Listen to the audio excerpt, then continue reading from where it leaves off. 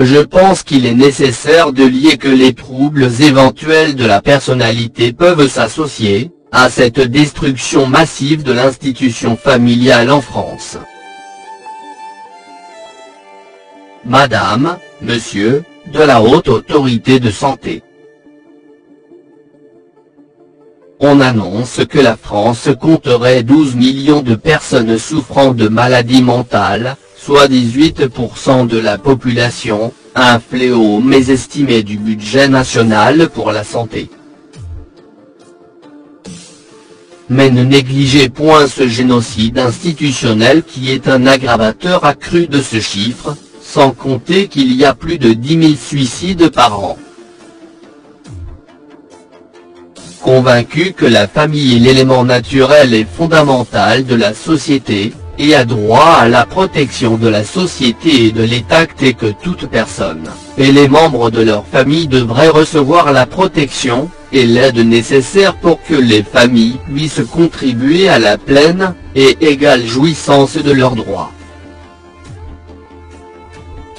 On vous obligera à vous plier aux exigences de la justice, mais paradoxalement la justice pourra briser votre vie et votre famille. C'est bien un génocide institutionnel, au regard du groupe national que représentent les familles brisées par la justice en France. En l'espèce, dans ses rapports, M. Pierre Nave avait bien relevé que 50% de ces placements d'enfants pouvaient être considérés comme abusifs, soit la prémisse de ce génocide institutionnel, qui place unilatéralement, arbitrairement, tyranniquement, illégalement, et inutilement des familles en souffrance. Alors que la résolution 64,142 préconise de respecter le droit à la famille.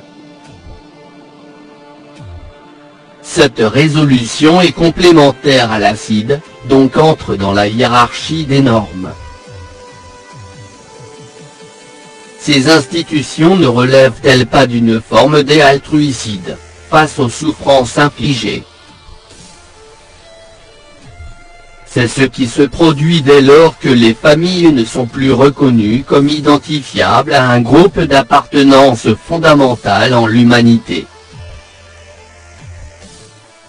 Peut-être qu'il est utile aux lobbies, co-responsables, du collapsus du système, mais pas aux familles des nations.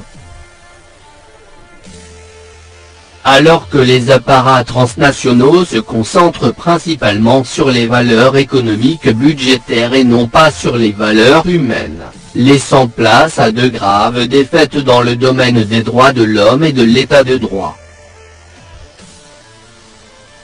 Malheureusement, le conflit d'intérêts compromet le fonctionnement du système à tous les niveaux et il en révèle les faiblesses, et, donc, l'inadéquation des systèmes occidentaux démocratiques.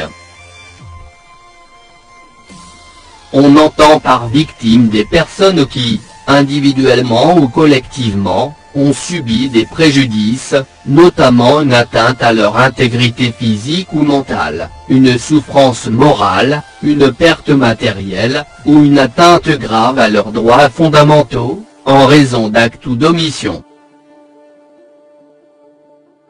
Alors que cette résolution 4034 est censée protéger le genre humain par des principes fondamentaux relatifs aux victimes de la criminalité est l'infraction des normes juridiques d'un système social, par des actes illégaux, délictueux, exemple l'exclusion parentale, et aux victimes d'abus de pouvoir.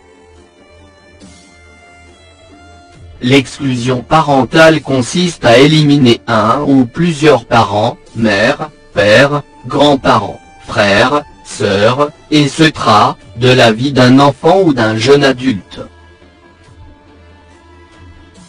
Cette attitude aberrante vise à détruire les souvenirs, l'image et la place d'un ou des parents dans la vie de la personne humaine, enfant ou jeune adulte.